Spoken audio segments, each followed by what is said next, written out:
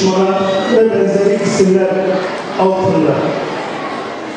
Bu hareketi halkımız ibretle izliyor. Ben kısa tarihçesine değinmek istiyorum.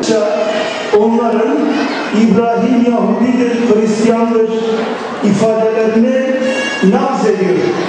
Hayır diyor, o hanif bir Müslümandır, asla müşrik değildir diyor. Ki peygamberlerin hayatını anlatmak Hazreti Muhammed Aleyhisselam'a bile güç veriyorsa, kuvvet veriyorsa, ona bir motivasyon veriyorsa bize çok çok daha fazlasını bundan sonraki yıllarda özellikle Urfa'mızda değil, Urfa'mız merkez olsun. Urfa merkeziyle dalga dalga gelin Hazreti İbrahim'i yayalım. Olunca güneşe bakar. Bunları yaratan bir hakikat var. Rabbini aradı, buldu İbrahim.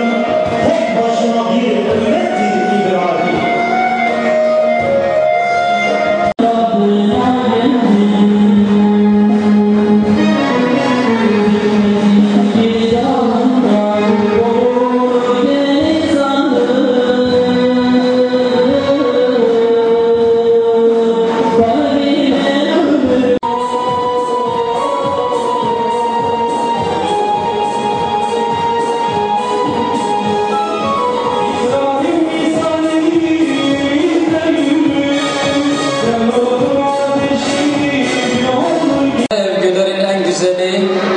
Kainatın kaderi kudret elinde olan, gözlerin onu görmekten, hayallerin onu hayal etmekten aciz kaldığı, kullarına rahmetiyle doğru yolu gösteren alemlerin Rabbi Allah'a mahsustur.